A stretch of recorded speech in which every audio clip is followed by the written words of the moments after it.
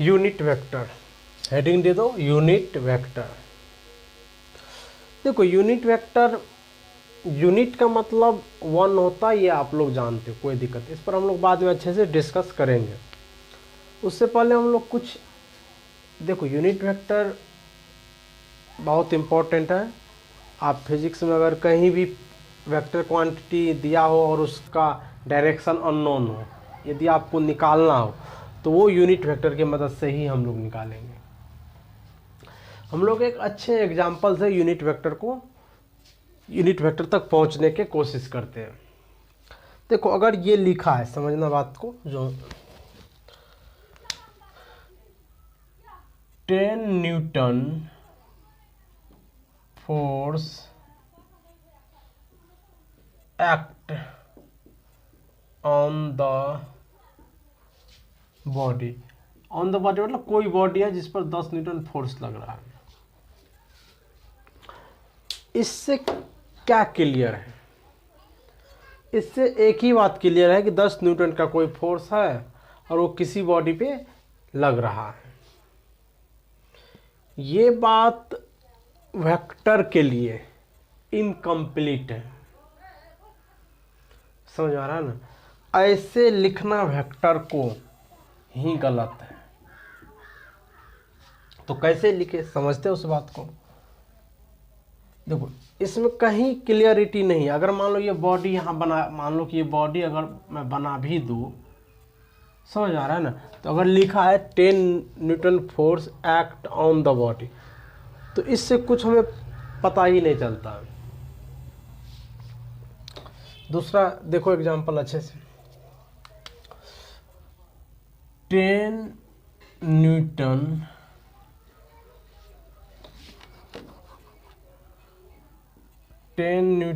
Force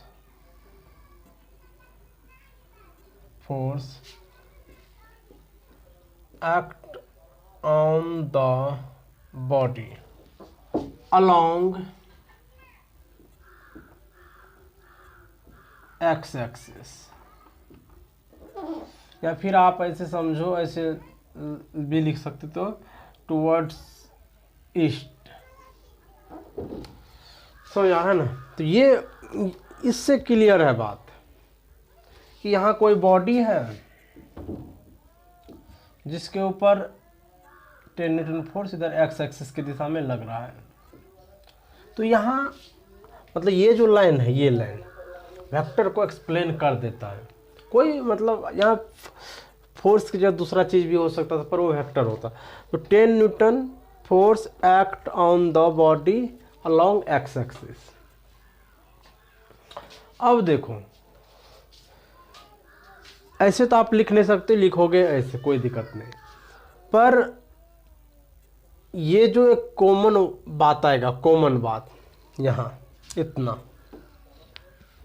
x axis, Y axis, eastward, north, कुछ भी लिख सकते, नॉर्थ की ओर, साउथ, वो जेड डायरेक्शन में, Z axis, along Z axis, ये कुछ भी आ सकता है। तो देखो हम लोग किसी जनरल बात को ही क्या करते हैं, सिंपलीफाई करके उसको चाहते कि छोटा बनाते, जिससे हमें वो कम लिखना पड़े। तो साइंटिस्ट लोग मतलब चाह कि ये जो हम लोग इतने बड़े मतलब सेंटेंस यूज करते हैं, उसको छोटा कैसे किया जाए कि वो 1 से 2 वर्ड में, या फिर भी एक ही वर्ड में, या फिर एक ही जो लेटर है उसी से कैसे ये बात क्लियर हो जाए। समझ आ रहा है ना? तो उसी पे हम लोग उसी को समझते हैं ढंग से। देखो ये क्या है, फोर्स वेक्टर, मतलब ये कोई एफ वेक्टर है। एफ क्यों लिख रहा हूँ? क्योंकि फोर्स है, इसीलिए आप उसको लिख सकते हो। देखो साइंटिस्ट लोग क्या कहा कि ये जो आपको यहाँ से यहाँ दिख रहा अलोंग एक्स एक्सिस ही बोल सकते हैं, या फिर force act on the x, इसको, ये वाले टर्म को आई से रिप्लेस कर दो। समझ आ रहा है ना? और ये लिखो 10 न्यूटन, कोई दिक्कत नहीं। उसने क्या कहा, साइंटिस्ट लोग क्या कहा, ये जो इतना वर्ड आप लिखते हो ना, उसको ऐसे लिख दो। तो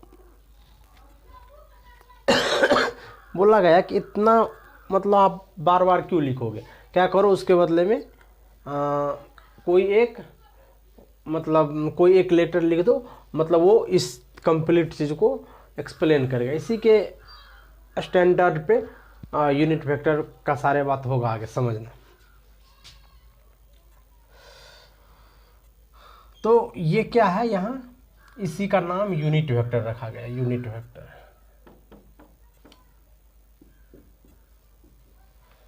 इसी आई कैप का क्या नाम रखा गया, यूनिट वेक्टर। तो इस आई कैप को अगर मैं ऐसे लिखूं ढंग से तो कैसे लिखा जाएगा, देख ये एफ क्या है, कोई वेक्टर था, कौन सा, फोर्स वेक्टर, और ये 10 क्या है, वो ही उसी का तो मैग्नीट्यूड है। इसका मतलब यूनिट वेक्टर अगर कहीं हमको निकालना हो तो उसके वेक्टर में क्या करेंगे, उसके मैग्नीट्यूड से डिवीजन कर देंगे। यही सिंपल यूनिट वेक्टर का कंसेप्ट है। यूनिट वेक्टर अगर कभी भी निकालना हो हम लोगों को तो हम लोग क्या करेंगे जिसका निकालना हो, मतलब मान लो कि ए कोई वेक्टर है, यहाँ समझ, ए कोई यदि वेक्टर है, यदि इसका यूनिट वेक्टर हमको लिखना है, क्या करना, ए क्या यहाँ ए कोई यदि वेक्टर हो ना, यदि इसका हम लोग यूनिट वेक्टर लिखना है तो उसको लिखने का भी तरीका ये है, क्या करो उस पे से कैप लगा दो, क्या पढ़ेंगे इसको, ए कैप, इसको क्या रीड करेंगे, ए कैप। लिखेंगे कैसे, vector A by mod of vector A, यही है यूनिट वेक्टर। इसका डिफिनेशन भी यही है, समझ आ रहा है ना। तो अब देखो यहाँ अगर आप देखोगे ऊपर भी ये फोर्स है या नीचे भी फोर्स है, फोर्स और फोर्स क्या यूनिट लेस हो जाएगा, डायमेंशनल लेस हो जाएगा। यहाँ भी कोई जो फिजिकल क्वांटिटी ऊपर में वही नीचे में भी होगा, मतलब कोई अगर वेक्टर का यूनिट वेक्टर निकालना है तो उसी वेक्टर उसके मैग्नीट्यूड से डिवीजन कर दोगे, तो यूनिट तो हमेशा कैंसिल आउट होगा ना, यूनिट कैंसिल आउट होने का मतलब है डायमेंशन भी कैंसिल आउट हो जाएगा। तो इसीलिए यूनिट वेक्टर क्या है, unit less and dimensional less vector quantity. Unit vector क्या है, यूनिट लेस, नाम क्या है इसका यूनिट वेक्टर, पर ये हाई क्या है, यूनिट लेस है, इसका डायमेंशनल लेस है, मतलब unit vector dimensional less and unit less vector quantity है। क्लियर है। इसका डिफिनेशन कैसे लिखोगे यूनिट वेक्टर का, ऐसे लिख सकते हो, a vector divided by its magnitude, a vector divided by its magnitude is called unit vector. समझ आ रहा है ना।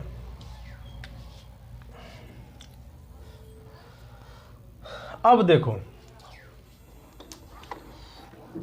ये तो समझने का तरीका था, और ये इसका डिफिनेशन और ये फार्मूला भी होगा किसका, यूनिट वेक्टर का। अब देखो हम इससे पहले क्या पढ़े, कोऑर्डिनेट सिस्टम पढ़े।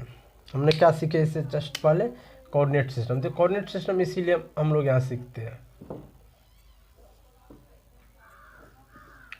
कि ये एक्स एक्सिस है, ये वाई एक्सिस, और ये जेड एक्सिस। कोई दिक्कत नहीं। तो देखो एक्स एक्सिस के अलावा जो यूनिट वेक्टर माना गया उसको आई कैप हम लोग मानते हैं।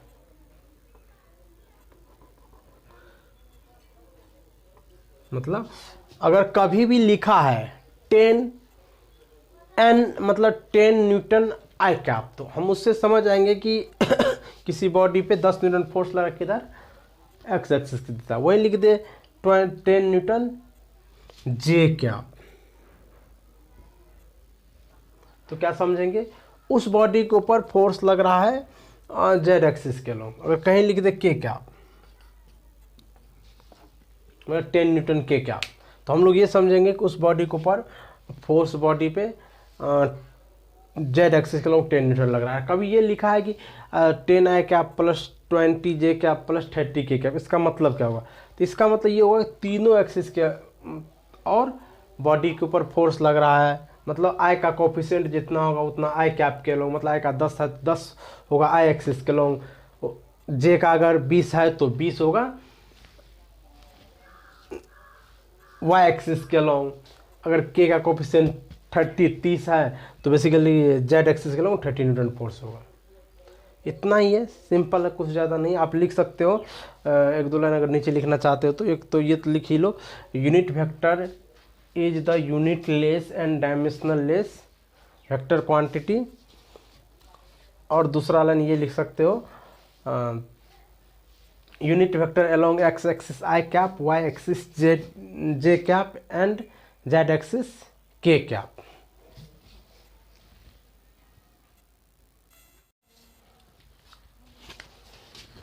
अगला हेडिंग तो पोजीशन वेक्टर।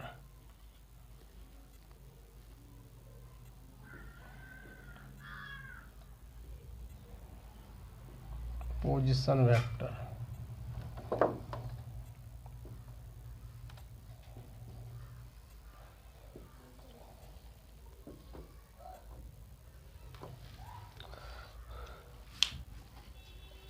नेक्स्ट हेडिंग तो पोजीशन वेक्टर। देखो यहाँ हेडिंग है पोजीशन वेक्टर। हम लोग पोजीशन का मतलब समझते क्या होता है। देखो पोजीशन सिंपली किसी चीज़ का कोऑर्डिनेट समझते हैं। कल हम थोड़ा सा कोऑर्डिनेट को समझे थे। सिंपली पोजीशन ऐसे समझो कि अगर हम लोग किसी का कोऑर्डिनेट ना ओरिजिन के रिस्पेक्ट बता दे तो वो उसका पोजीशन भी होता है। समझ आ रहा है ना। अगर हम क्या करें, किसी चीज़ का कोऑर्डिनेट ओरिजिन के रिस्पेक्ट अगर बता दिए, कोई पार्टिकल मान लो स्पेस में यहाँ पे कहीं चल रहा है, अगर हम लोग उसका कोऑर्डिनेट ओरिजिन के रिस्पेक्ट अगर बता दे तो वो उसका पोजीशन कहलाता है। दूसरी शब्द में ऐसे समझ सकते हो, पोजीशन सिंपली जिस लोकेशन को ही हम लोग बोलते हैं। जैसे मान लो कि आप यहाँ खड़े हो, ये कोई जगह है समझो ना, और यहाँ से मान लो आपको एक दूसरे जगह जाना, जैसे मान लो कि कोई मान लो फेमस जगह कहीं, अगर मान लो पटना से आपको दिल्ली जाना है, मान लो कार से जाना, तो इसलिए क्या करोगे आप पटना में मतलब दिल्ली का लोकेशन फिट कर दो। कि कैसे करोगे आप, अपने रिस्पेक्ट में करोगे। मतलब आप जहाँ हो, मतलब पटना में हो, पटना का ओरिजिन मानोगे और उसके रिस्पेक्ट में आप क्या करोगे, दिल्ली का लोकेशन फिट कर दोगे। तो उसका वो आप उसको पोजीशन भी बोल सकते हो ना, क्योंकि हमने क्या किया अपने रिस्पेक्ट में, मतलब वहाँ हम ही खुद ओरिजिन बन गए, क्योंकि हम वहाँ चलना तो भी हमें ही है ना। तो उसके रिस्पेक्ट में अगर हम लोग दिल्ली का डिस्टेंस पता चल जाता है, समझ आ रहा है ना। तो ये सब क्या है, मतलब लोकेशन को भी आप पोजीशन बोल सकते हो। या फिर वो सिंपली फिजिक्स में हम लोग लोकेशन वाले टर्म कम यूज करते हैं, कोऑर्डिनेट वाले करते हैं। अगर हम लोग क्या करें, किसी पार्टिकल का या फिर किसी बॉडी का जो मोशन में है उसका कोऑर्डिनेट, हम तीनों कोऑर्डिनेट एक्स वाई जेड अगर ओरिजिन के रिस्पेक्ट में बता दे तो वो ही क्या कहलाता है, पोजीशन वेक्टर। हम लोग उस पोजीशन वेक्टर को कोऑर्डिनेट के हेल्प से समझते हैं, और कुछ उसका लिखने का तरीका भी हम लोग समझते हैं। जैसे मान लो कि ये कोई कोऑर्डिनेट एक्सिस है,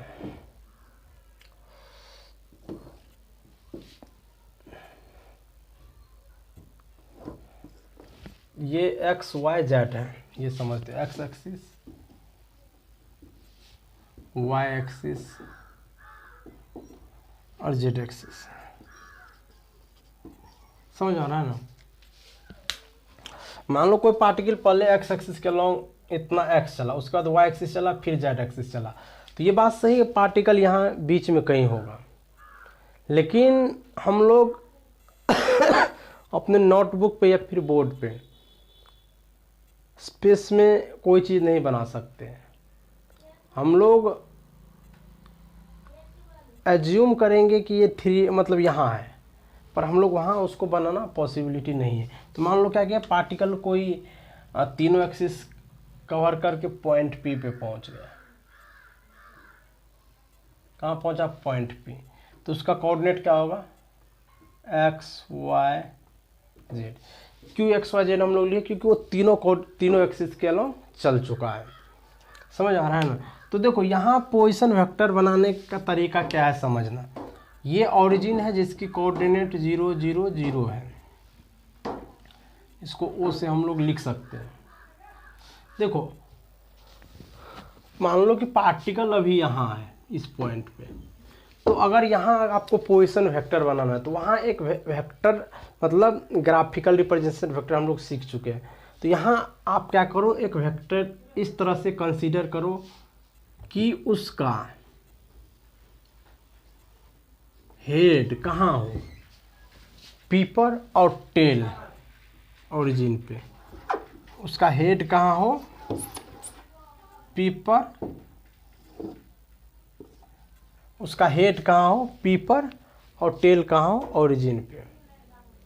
यही क्या है? Position vector. ये क्या है? Position vector.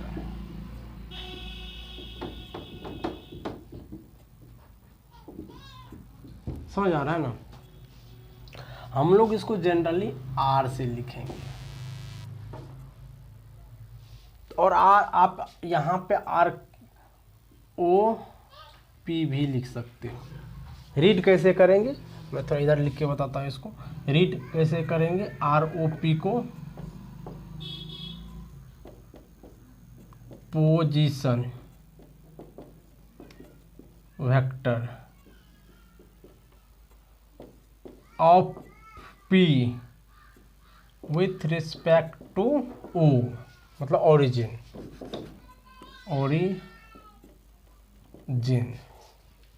समझ आ रहा है ना?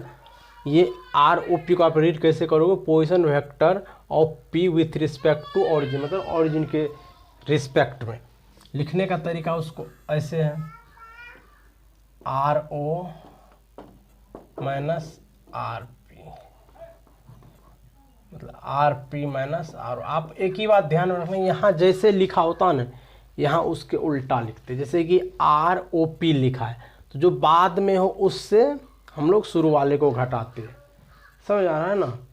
मतलब आप ओरिजिन वाले को ही तो मतलब अगर मान लो मैं पटना में अगर आप हो ना, तो पटना से दिल्ली की दूरी निकालना है, तो पटना में आप 0 पे हो तो मतलब दिल्ली की मान लो कि 1200 किलोमीटर है, वहाँ से यहाँ 1000 किलोमीटर जो भी हो, तो आप क्या करोगे? 1000 किलोमीटर से 0 को घटा लोगे, या फिर जो भी हो उसको आप घटाओगे। तो यही है। अब देखो आगे, P का कोऑर्डिनेट हम लोग देखेंगे एक्स वाई जेड, O का कोऑर्डिनेट देखेंगे 0 0 0। तो मतलब P का जो फर्स्ट कोऑर्डिनेट है, कौन है फर्स्ट कोऑर्डिनेट? x। तो उसको हम लोग पहले लिख लेंगे, x माइनस करेंगे, यहाँ माइनस है। O का क्या है? फर्स्ट 0 करके इसके अलोंग यूनिट वेक्टर क्या होता? आई कैप। तो उसको हम लोग ऐसे लिख देंगे। दूसरा आप समझ ही गए हो क्या लिखना? y माइनस 0 जे कैप। तीसरा z माइनस 0 के कैप। ऐसे ही लिखेंगे, कोई बहुत बड़ी चीज़ नहीं। तो बेसिकली आर ओ पी को आप फाइनली कैसे लिखोगे? x आई कैप प्लस y जे कैप प्लस z के कैप। देखो यहाँ एक बात है रटने वाला।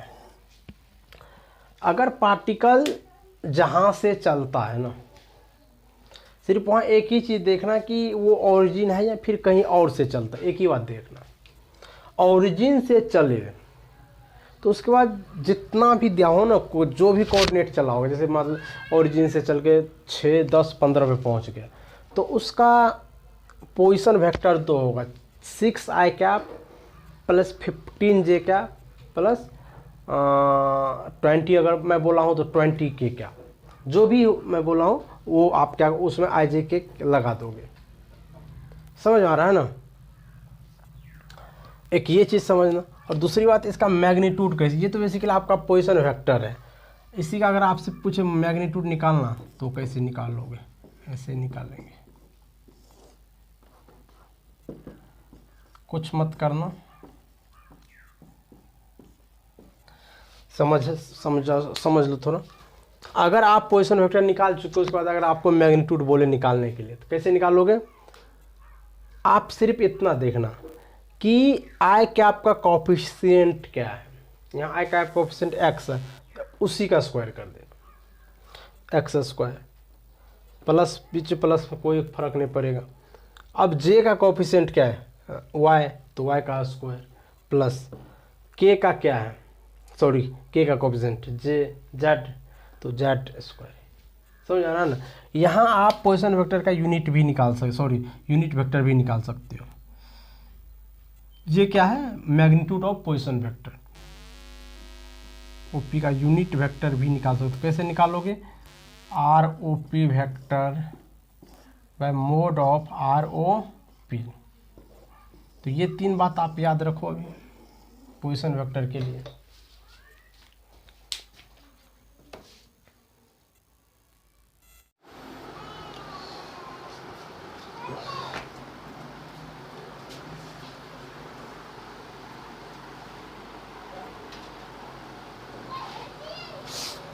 डिस्प्लेसमेंट वेक्टर, हम लोग कौन से वेक्टर शुरू किया है, डिस्प्लेसमेंट वेक्टर। देखो आप क्या करो, मान लो ये कॉर्नर जो है बोर्ड का, वो उसको आप ओरिजिन मान लो, इस कॉर्नर को। जब ये मार्कर मैं यहाँ रखा हूँ तो क्या ये इसका इनिशियल पोजीशन है, समझ आ रहा है ना। अगर इसको ओरिजिन मान लो और मार्कर अभी इनिशियली मैं यहाँ रखा हूँ, इनिशियल पोजीशन की मैं बात करूँ तो इसका ये होगा। और मान लो यही ऐसे ऐसे घूम के ऐसे घूम के यहाँ पहुँच गए, यहाँ पहुँच गया मान लो, तो अब ये इसका कौन सा पोजीशन है, फाइनल पोजीशन। समझ आ रहा है ना। देखो अब एक मार्कर यहाँ था, मैं थोड़ा समझाने के लिए जैसे, और दूसरा मार्कर वहाँ है, मतलब मान लो यही मार्कर चल के वहाँ पहुँचा। अब ये किस तरह से चला नहीं चला इसमें कोई मतलब उससे को अभी इस पोजीशन से कोई मतलब नहीं है, सिर्फ ये इनिशियल पोजीशन है, वो फाइनल पोजीशन वही सिर्फ जैसे यहाँ था ऐसे ऐसे पता नहीं कैसे कैसे कैसे चल के मार्कर यहाँ पहुँच जाता है। तो मतलब इनिशियली यहाँ था और फाइनली वहाँ पहुँच चुका है, ये इनिशियल पोजीशन है इसका, वो फाइनल पोजीशन। तो देखो डिस्प्लेसमेंट को कैसे डिफाइंड किया जाता है,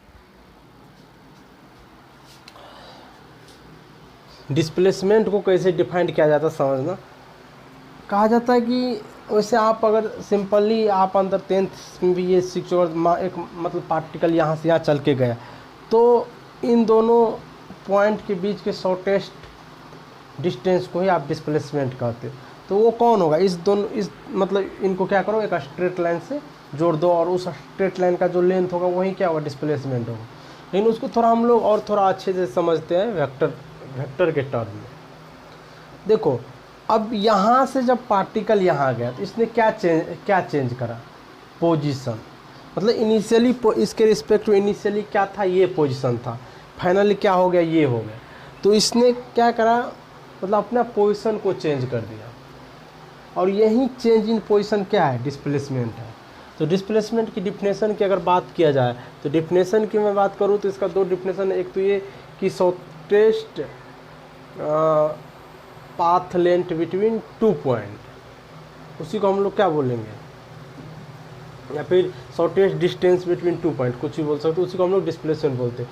दूसरे आप सेंटेंस में ऐसे भी बोल सकते हो कि change in position of any particle with respect to origin, change in position of any particle with respect to origin is called displacement vector. समझते हैं इसको अच्छे से। हमने क्या किया, यहाँ एक्स वाई जेड एक्सिस है, ये एक्स एक्सिस, ये वाई एक्सिस, ये जेड एक्सिस। अगर नाम नहीं भी लिखा हो तो जनरली हम लोग इसको एक्स एक्सिस, इसको वाई और इसको जेड मानते हैं। तो देखो पार्टिकल मतलब कोई पार्टिकल, ये पॉइंट कोई पार्टिकल है ना, इनिशियली पॉइंट पी पे है और वो क्या करता है ऐसे ऐसे ऐसे ऐसे ऐसे चल के यहाँ पहुँच गया।